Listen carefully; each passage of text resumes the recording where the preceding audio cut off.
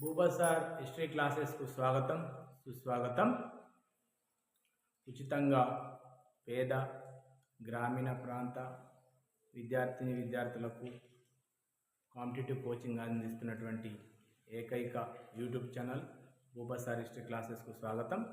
ఈ యొక్క ఛానల్ను మీరందరూ లైక్ చేయండి, షేర్ చేయండి, సబ్స్క్రైబ్ చేయండి. ఈరోజు క్లాసులో భారతదేశంలో చారిత్రక ఆధారాల్లో అత్యంత విశ్వసనీయమైనటువంటి ఆధారాల్లో పురావస్తు ఆధారాల గురించి చెప్పుకుంటున్నాం. అందులో శాసనాల క్లాస్ పూర్తయిపోయింది. ఈరోజు నాణేలకు సంబంధించినటువంటి క్లాసును చూద్దాం. ముఖ్యంగా ఈ నాణేలు భారతదేశ చరిత్రలో కానీ ఏ దేశ చరిత్రలో కానీ వస్తువుల మారకానికి ప్రధానమైనటువంటి మాధ్యమంగా పనిచేస్తాయి.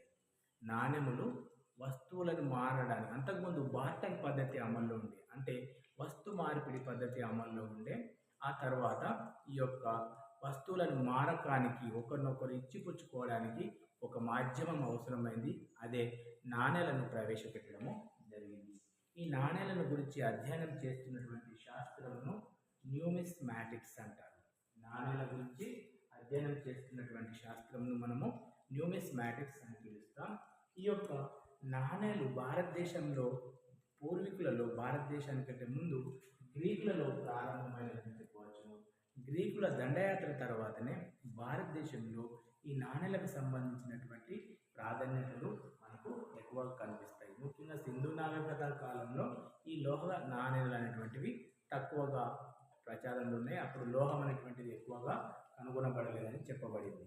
అదేవిధంగా ఇండో గ్రీకుల కాలంలో వెండి నాణేలు భారతదేశంలో అత్యంత ప్రాచుర్యాన్ని పొందినాయని చెప్పవచ్చును. ఆ తర్వాత కుషాన్ల కాలంలో బంగారు నాణేలు, అదేవిధంగా బంగారు వెండి నాణేలు గుర్తుల కాలంలో మనకు చూస్తాం. కనిష్కుని కాలంలో ఈ యొక్క నాణేలను అతడు ఎంతగానో ముఖ్యంగా అబ్బురపరిచే విధంగా నాణేలను ముద్రించడము జరిగింది. కాబట్టి ఈ నాణేలు ఎక్కువగా కనిష్కుని కాలంలో అత్యంత అభివృద్ధి చెందాయి. ఇక గుప్తుల కాలానికి వచ్చేసరికి ఇది అత్యంత స్వర్ణయుగానికి చేరుకున్నదని చెప్పవచ్చు. ఈ యొక్క నాణేలు మనకు హిమాకాలుడేస్ కాలంలో శివుడి మరియు నంది ఆకారంలో మనకు కనిపిస్తాయి. మరియు హర్షుడి కాలంలో మనకు ఈ నాణేలు ఎక్కువగా మనకు విరివిగా కనబడ్డాయి. ఆ తర్వాత వచ్చినటువంటి అరబ్బుల సింధు దండయాత్ర, ఢిల్లీ సుల్తాన్ల కాలము, మొఘళ్ళ కాలంలో నాణేలకు అత్యంత ప్రాధాన్యతను ఇవ్వడం జరిగింది. ఇవి ఆయా రాజుల కాలం నాటి పరిస్థితులను మరి రాజుల యొక్క సరిహద్దులను వ్యక్తిగత ప్రశంసను మనకు తెలియజేస్తాయి. ఇవి కూడా అత్యంత విశ్వసనీయమైనటువంటి ఆధారాలుగా చెప్పవచ్చు. ముఖ్యంగా ఈ యొక్క ఢిల్లీ సుల్తాన్ల కాలంలో మరియు అల్లావుద్దీన్ ఖిల్జీ కాలంలో ఈ నాణేలను ఎక్కువగా బహుళ ప్రాచుర్యంలోకి తీసుకురావడం జరిగింది. ఆ తర్వాత మొఘళ్ళ కాలంలో, షేర్షా కాలంలో ఇది ఎక్కువగా ప్రాధాన్యతలోకి వచ్చింది. షేర్షా వేయించినటువంటి ఒక గొప్ప శాసనము దామ్ అనేటువంటి వెండి శాసనాన్ని మనము ఈ యొక్క షేర్షా కాలంలో చూడవచ్చును. అక్బర్ కాలంలో, షాజహాన్ కాలంలో మనకు ఇవి విరివిగా లభించడం జరిగింది. ఆ తర్వాత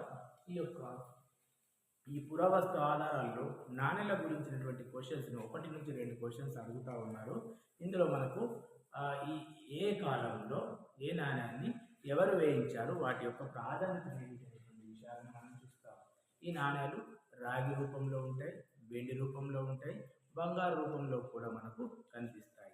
ముఖ్యంగా ఈ యొక్క నాణ్యాలను కుమారగుప్తుడి కాలంలో నాణేలపై నెమలి ముద్రలను వేయించడం జరిగింది. కుమారగుప్తుడి కాలంలో నెమలి ముద్రలతో కూడిన నాణ్యాలు, నెమలి ముద్రల నాణ్యాలు కనిపించినాయంటే ఆ సరిహద్దు కుమారగుప్తుడి గుప్తుల కాలం. సముద్రగుప్తుడు, ఇండియన్ నెపోలియన్గా పిలువబడేటువంటి సముద్రగుప్తుడి కాలంలో వీణ వాయిస్తున్నటువంటి నాణ్యాన్ని మనం ఎక్కువగా చూస్తాం. అదేవిధంగా హిమాకాలుడేస్ కాలంలో శివుడి యొక్క బొమ్మ కలిగినటువంటి నాణ్యాన్ని మనము గమనిస్తూ ఉన్నాం. అదేవిధంగా కుషాన్ల కాలంలో బౌద్ధం అత్యంత ప్రాచుర్యంలోకి చెందినది కుషాన్ల యొక్క కాలంలో. ఈ యొక్క కుషాన్ల కాలంలో మనకు ఎక్కువగా బౌద్ధ మత గుర్తులు, బుద్ధుని యొక్క గుర్తులతో కూడినటువంటి నాణ్యాలు ప్రాచుర్యంలోకి వచ్చాయి. ఈ యొక్క పంచ్ మార్క్ నాణ్యాలు అనేటువంటివి ఈ యొక్క అధికారిక నాణ్యాలు కావు. కంసెల్ వాళ్ళు వేయించినటువంటి నాణ్యాలుగా తన యొక్క గ్రంథంలో విఎస్ స్మిత్ అనేటువంటి చరిత్రకారుడు చెప్పడం జరిగింది. According to VS Smith punch mark నాణ్యాలు అనేటువంటివి అధికారికమైనవి కావు, కంసలి వాళ్ళు వేయించినటువంటి నాణాలు. అకార్డింగ్ టు రాప్సన్ ఇవి వ్యక్తిగత ప్రశంసను తెలియజేసేటటువంటి రాజుల యొక్క వ్యక్తిగత ప్రశంసను తెలియజేసేటివిగా రాప్సన్ అనేటువంటి చరిత్రకారుడు పండితులు తెలియజేయడం జరిగింది. ఈ విధంగా నాణ్యాల నుంచి మనకు 1 నుంచి 2 బిట్లు వచ్చే అవకాశం ఉన్నాయి. కాబట్టి మీరందరూ నాణ్యాలను గురించి మంచిగా అధ్యయనం చేయవలసిందిగా కోరుతున్నాము. భూపాసార్ హిస్టరీ క్లాసెస్ని షేర్ చేయండి, లైక్ చేయండి, సబ్స్క్రైబ్ చేయండి.